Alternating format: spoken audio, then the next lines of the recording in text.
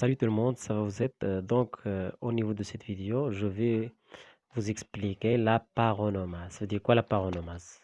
On vous a déjà expliqué un ensemble des figures de style qui se base soit sur l'analogie, la substitution, l'opposition, etc. D'accord? Alors aujourd'hui, on va expliquer une seule figure de style qui se base sur le jeu sur les sons. D'accord, le jeu sur les sons.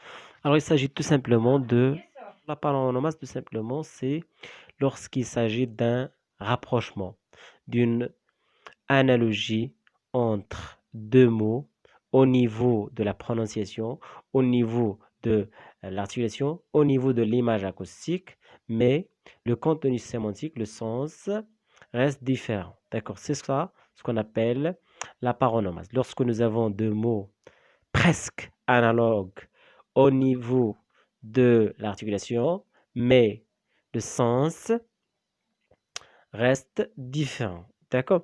Je vous dis un ensemble des exemples et vous allez comprendre facilement la tâche. D'accord? Si je dis qui vole un œuf, vole un bœuf.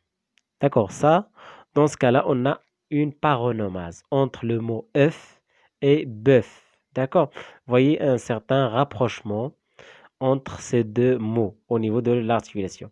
Aussi, on a qui se ressemble, s'assemble. Voyez, qui se ressemble, s'assemble. Aussi, on a parle, Charles. Parle, Charles. D'accord? Qui s'excuse, s'accuse. Qui s'excuse, s'accuse. Voyez? Alors, ça, on l'appelle la paronomase tout simplement. D'accord? N'oubliez pas que les figures de style ont toujours deux fonctions pour moi. Deux fonctions principales.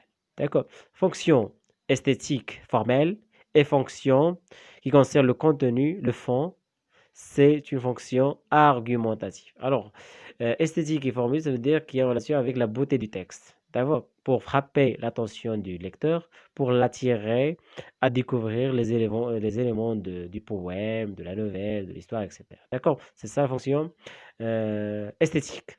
Deuxième fonction, c'est une fonction argumentative.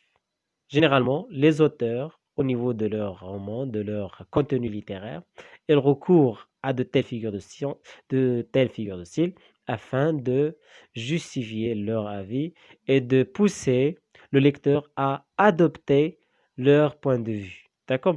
Alors, c'est une fonction argumentative, c'est d'argumenter. D'accord? Alors, on est arrivé à la fin de cette vidéo. Je vous souhaite bon courage et n'oubliez pas d'appartenir à notre famille Langue et Culture en cliquant sur le bouton rouge abonner et à bientôt. Courage!